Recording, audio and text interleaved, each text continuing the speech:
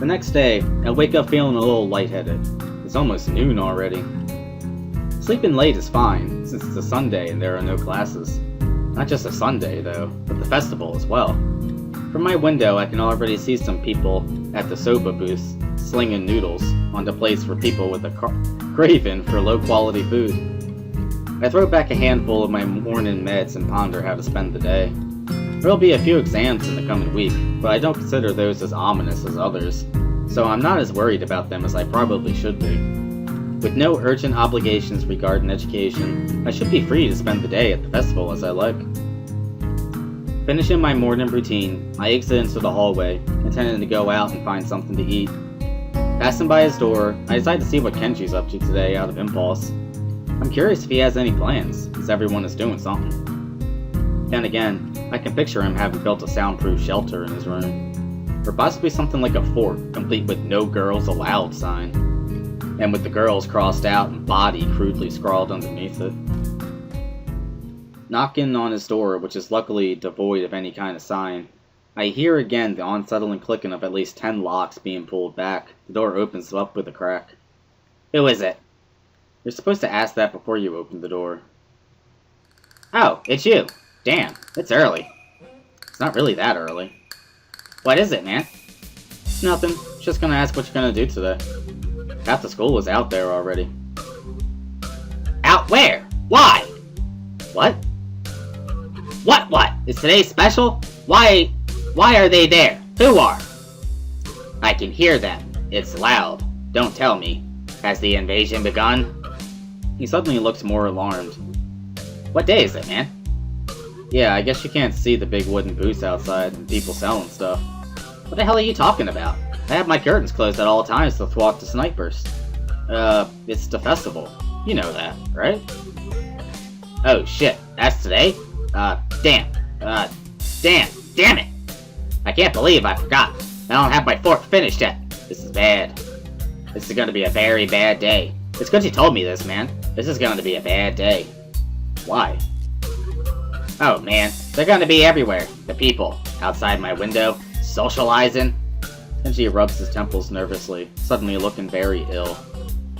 "It's going to be loud as hell. Damn, and I was going to go out today. But now it's ruined. Everything is ruined. This is awful. This sucks.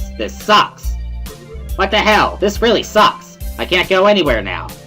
There's nowhere to run."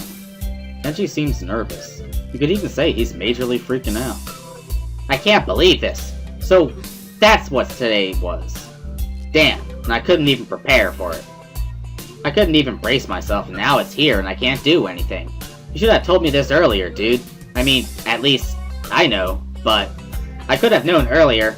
Imagine what I could have accomplished." "Sorry, I thought you knew." "So I guess you're not going to do anything today?" "The weather is even good. Yesterday was really windy, so I thought today would be cold. It's not though, so there's no reason to just stay inside." "Yeah, you should check the festival out." Kenji groans and covers his face with his hands. "Ah, no! I can't do it! They'll eat me alive out there! I know it!" That has to be a joke. But he said it with such a straight face. Relatively straight. "What are you going to do? We should hang out in here. You can help me build my fort. We might still make it if we work together." "I'm going to have a hangout with student council, since I lost a bet. I realized that we didn't agree on when and where. I'll just wait for them rather than risk us missing each other in the chaos outside. You must be busy running around and organizing things anyway." It's funny, I would have assumed the price for losing to Shizune in her stupid game to be a lot more severe. This is just a pretense for spending time with her. In that case, I guess she just wants me to have fun. Even though she can't just come out and make her intentions clear, they may be good intentions after all, and I think I'm starting to like her more. I could skip going, but it'd be a waste, and I want to go too. I mean, you know, today does seem pretty exciting. If anything, it'll be interesting. Student council? What? That's still around? Isn't it like 2 dudes? They are both girls. Really? Are they cute? Damn, no, wait. Are they cute? No, doesn't matter. I heard the student council president is insane. That whoever it is never talks and only gives orders through flunkies. Shit, they're the same in every school. Sounds like a cold-hearted bitch. bitches everywhere. If it's 2 girls, they outnumber you 2 against 1. That is a dangerous situation, dude. Who knows what can happen? Damn, student council is just 2 women, but they hold so much power. They must be stopped. I can see them plotting ways to push their feminist agenda. I can't trust an administration like that. This is not cool. Not cool. Damn! Shit! Damn! He fingers his scarf nervously, faster and faster like he is trying to start a fire, then slowly begins to calm down once the panic attack finishes running its course. I'm going to have to find some place to hide in, a safe haven, and then knock the lights out of myself so that I don't have to experience this horrible day. I have the perfect thing for that. I must prepare now. Don't go to the festival. Okay. Later, dude. The door slowly closes with a low creak, and I don't know how to feel about what Kenji just said. I ponder what I'd like to do with Shizune and Misha. Deciding it's best to be extra prepared, I duck back into my room to stock my wallet with money.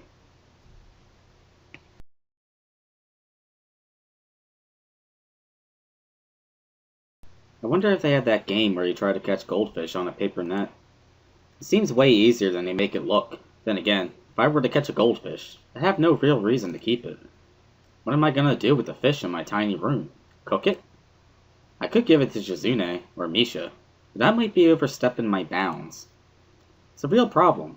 Both of them are cute, but I don't think I have any chance with either of them. Regardless, I'm all over the thought of doing it. Imagine how they might react if I were to give them a gift tonight, like a fish or a doll. Misha would probably laugh like she always does. Shizune might slap it out of my hand. Maybe it isn't such a good idea after all. Okay, I think I'm set.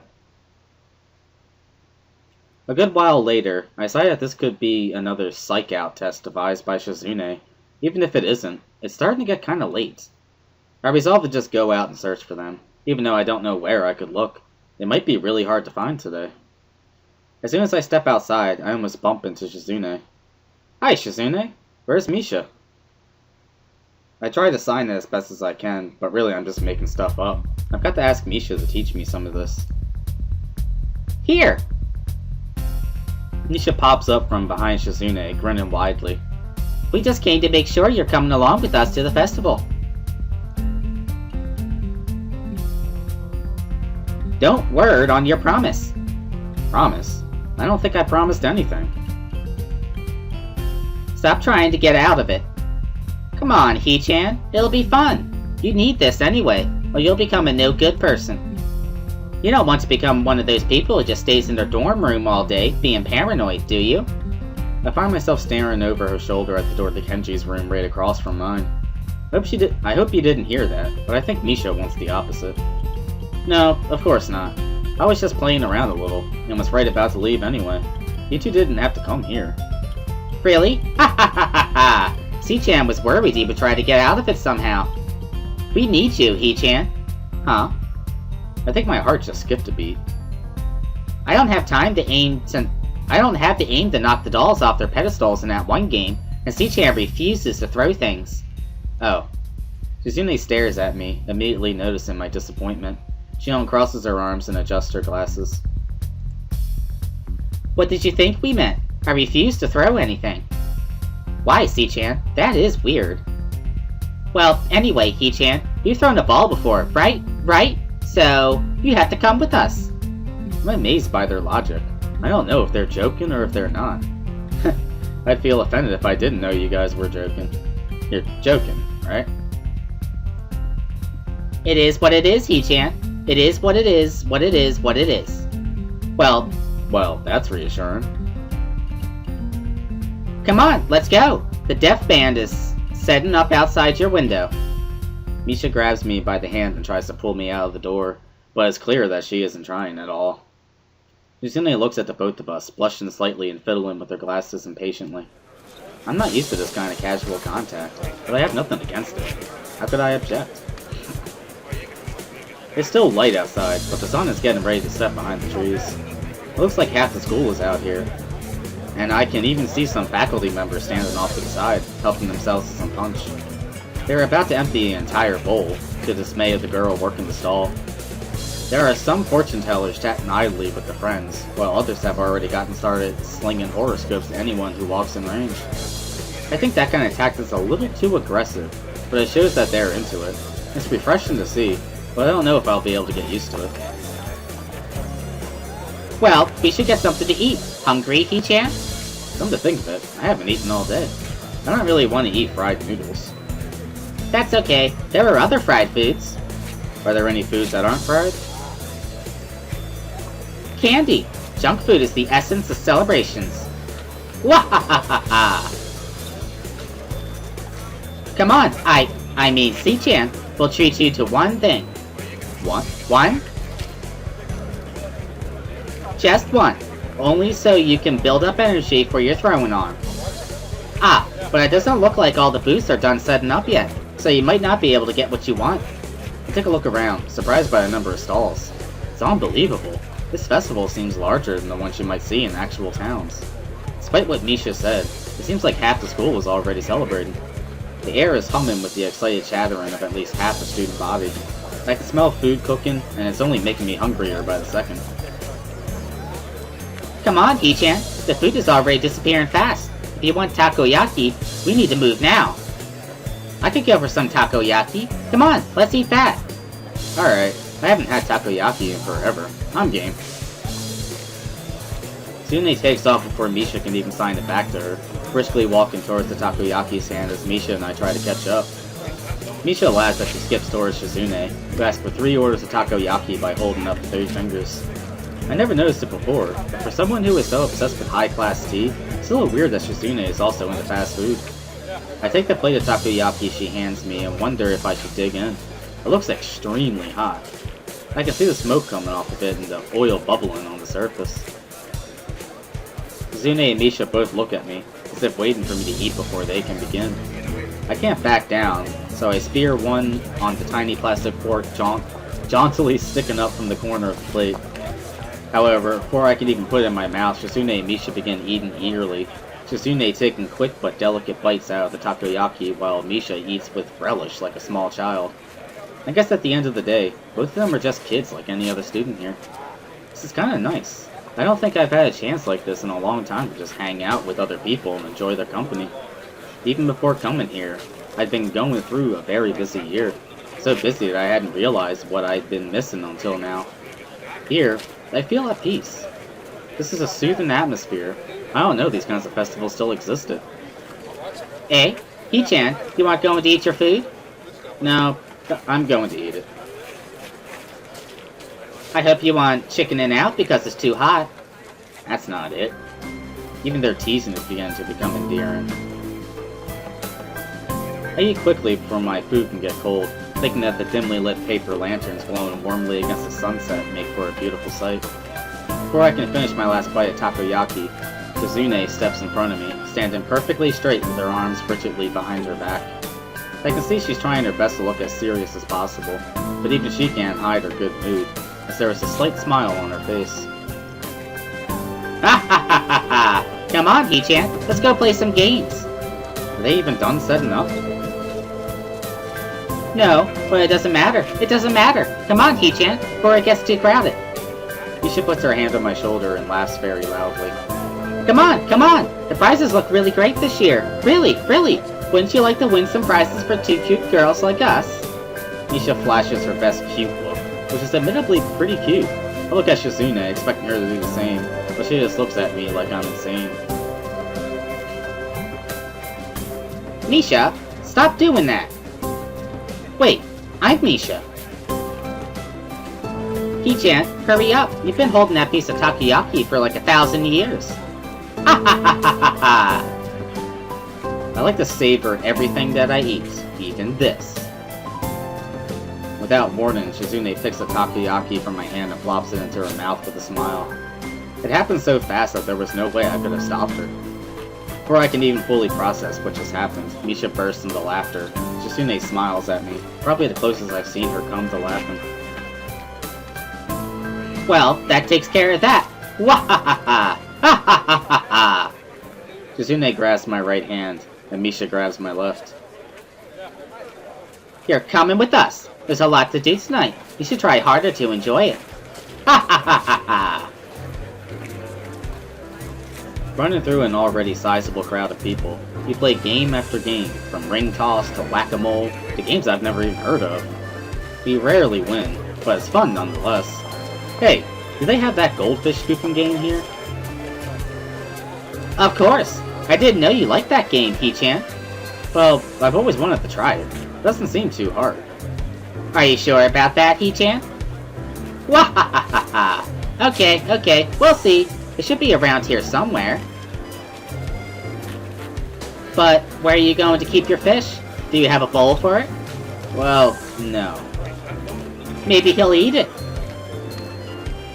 Ha ha ha ha ha ha ha ha ha ha. Alright, He-chan. If we win any fish, we'll give them to you.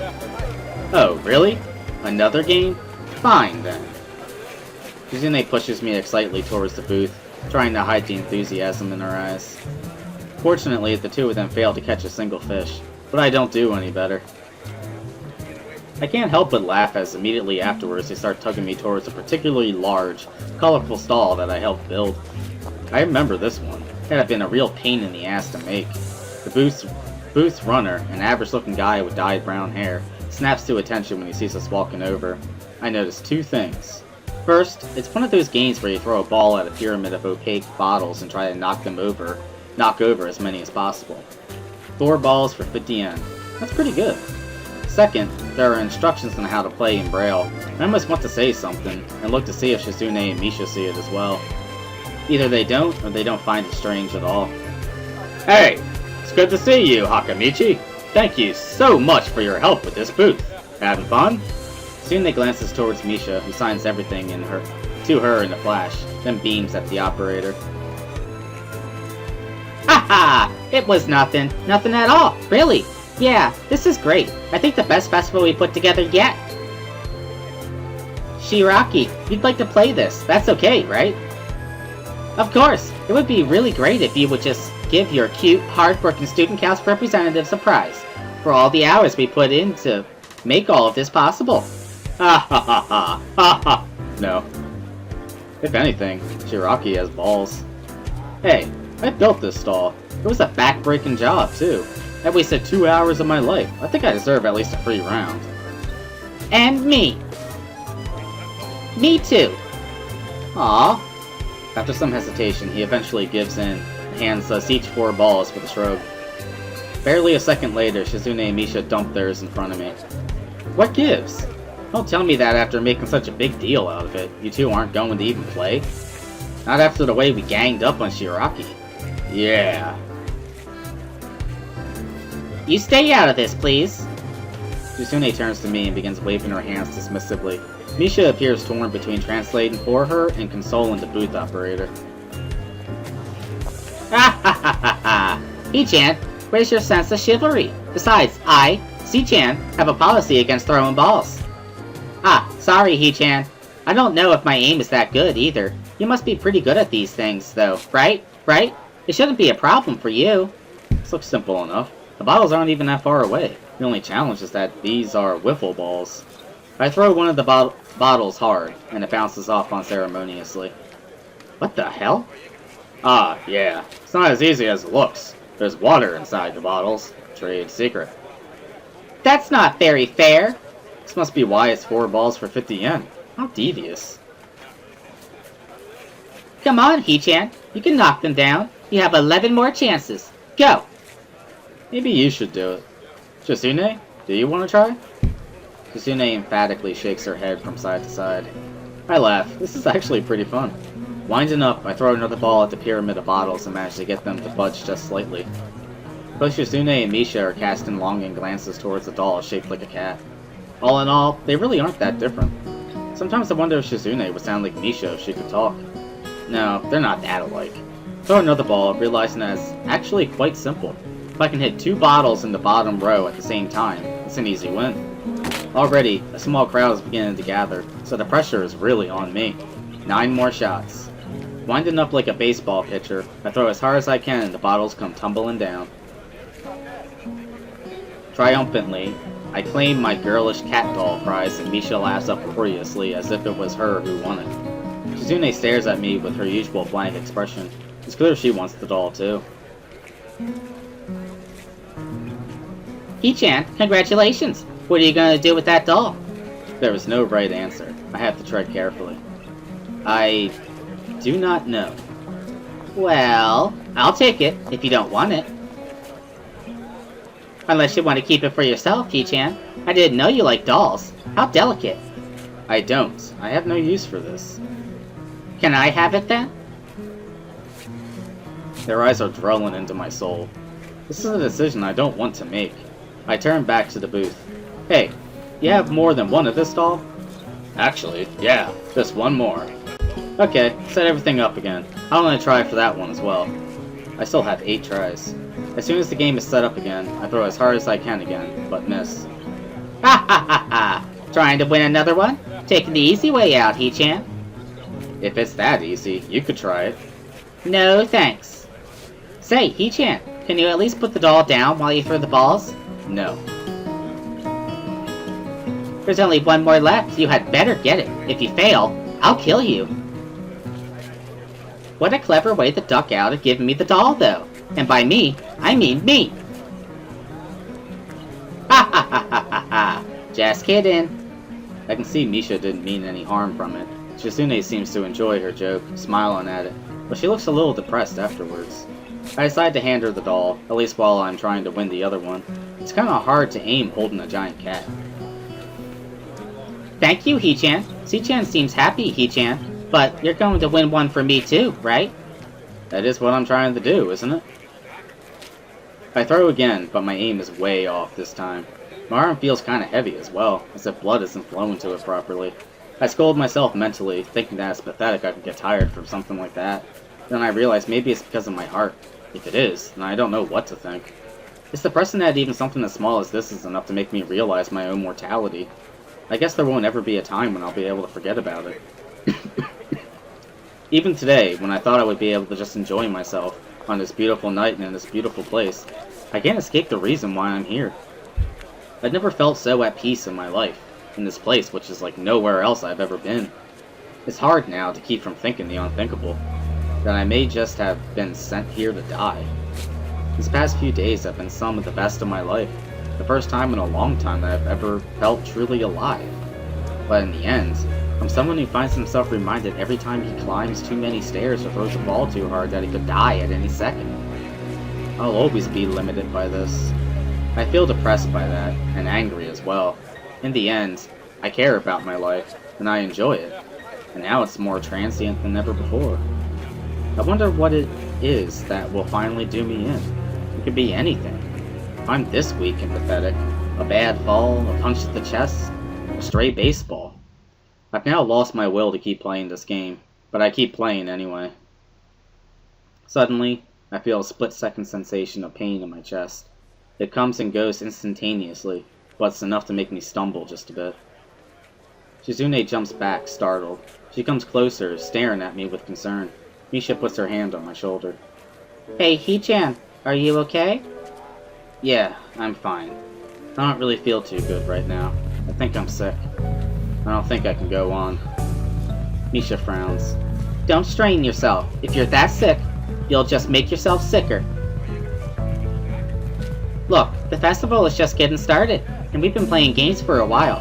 We can take a little break if you're tired. Good idea, C-chan. I'm feeling a little tired too. I think we're all a little worn out, running all over the school, He-chan. I nod. They don't seem to notice anything unusual. That's good. We walk through the sea of people, with Misha cheerfully pointing out the faces of everyone she knows.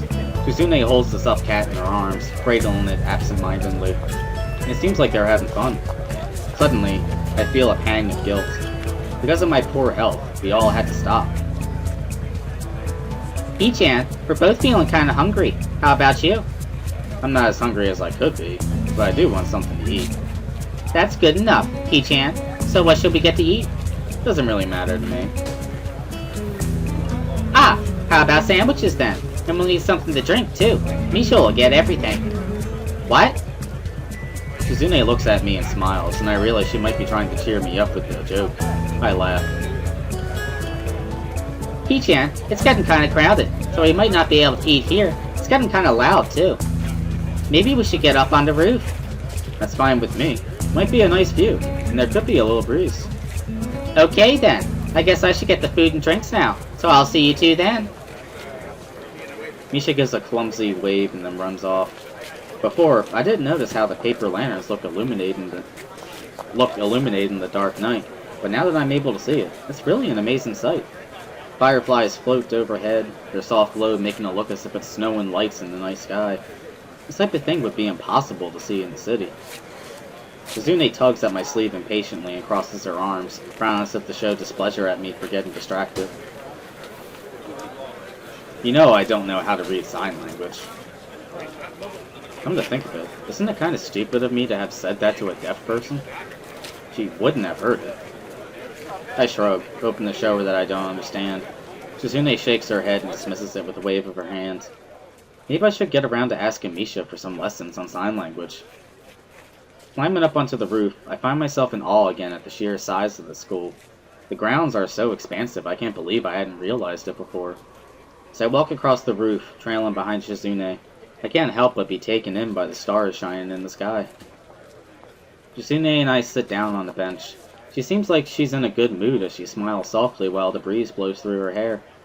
We look down at the festival, which looks like a sea of glowing amber lanterns and waving paper fans teeming with people, some of them festively dressed in yukata. In fact, most of the girls seem to be wearing yukata. I wonder why Shizune and Misha didn't dress up today. The two of them would look nice in yukata. I briefly think about what types they would wear. Shizune would likely go with something traditional. However, Misha is a bit harder to place. Misha arrives, panting as she runs to us, trying to keep the food in her arms from falling. Setting everything on the ground, she lets herself drop backwards. Ha ha ha ha ha ha ha ha! That took a while. Come on, you two didn't tell me what you wanted, so I got some rice punch, some sandwiches, and some candy too. A little bit of everything. That's great. Let's dig in. Misha takes a bite out of a small triangular sandwich. So, He-chan, what did you think of the festival? It's nice, isn't it? Yeah. The stars are nice tonight. This couldn't have been a more perfect day. The sound of people talking below us is like faint music alongside the chirping of crickets in the distance. I take a sip from the can of punch and look over at Misha. It looks as if she's sleeping comfortably with her back stretched out and a half-full can of apple juice balanced on her stomach. Shizune sits with her legs drawn close to her, rocking back and forth slowly like an impatient child as she stares up at the sky. The two of them are so cute. I look around and can see many students holding hands with their girlfriends or their boyfriends. Not too far from us on this roof, there are couples gazing up at the stars or down at the lights of the festival, holding each other's hands. A part of me wants that. Looking at Shizune and Misha, I wonder if maybe I should ask one of them out someday. I wonder if it would be worth the risk. The golden hands moving across the face of the delicate watch on Shizune's wrist catch my eye, and I see that it's getting kinda late, but the festivities are still going strong. Shizune is still holding the stuffed cat I won by the paw. She notices me looking at it. Offhandedly, she offers it to me. I smile once and ask her what I would do with it, but she wouldn't be able to understand me. I shake my head and try my best to tell her to keep it, hoping she'll understand. As I look out towards the school, I can see before me so many people, all of which are happy and cheerful. Watching them makes me feel content. This really was something. Today was worth it. But I still can't shake the feelings of guilt and melancholy from earlier. They keep hanging on to me, and I can't let them go. Shizune signs something to me, and I can't understand her. No matter what I say, she won't be able to hear me. I can't understand you, Shizune. Well, whatever. I wonder if we both consider ourselves at fault for this. Anyway, I'm sorry for not being able to understand. You know, I'm almost glad that you tried to coerce me into coming here. If I attempt to date you, though, I might have to think more about that side of you. No, actually, I'm glad. Today was nice. You would be cuter if you smiled more. You have a nice smile. Frustrated, she stands up, arms behind her back, looking authoritative and confident against a backdrop of stars. Suddenly, Shizune throws her arms out towards the open sky, seeming to hold it between her hands. As if she's telling me to look at everything in front of me. The school bathed in the festival's glow and lit up with the colorful yukata, the roof illuminated by fireflies, the sky so vast that it imposes a feeling of awe onto you. What does she want? It slowly dawns on me with time. This beautiful scene before me is proof that there are things wonderful enough that spoiling them with a bad mood would be unforgivable. And I can feel the weight of Shizune's personality pressing the point further.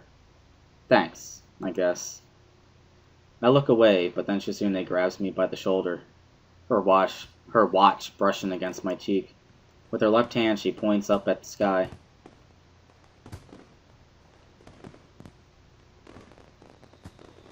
With faint pops, fireworks begin to go off in the sky, each one spreading a shower of bright colors that slowly fade into the dark. I can't even recall the last time I saw fireworks at all, much less a display this large. Not to mention it seems that they're being launched from the school. It's almost impossible to believe. The lights in the sky mingle with the second salvo from the town below. They seem timed to complement each other like two parts of a duet. They continue for maybe 15 more minutes, and then stop. Shizune realizes her hand is still on my shoulder and withdraws it carefully, looking a little uncomfortable.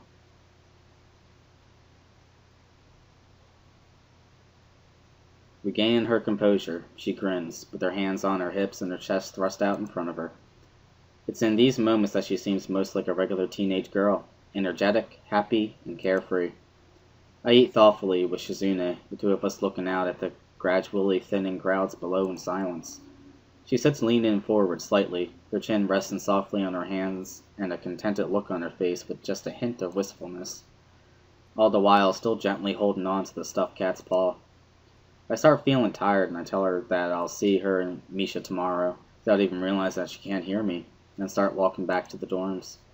I feel warm and alive, even in this chilly night air. The image of Shizune standing forcefully before the stars themselves, denying my self-pity, does not leave my mind easily. If it only takes a moment for there to be love, I think I may be falling in love with her. Just a little bit.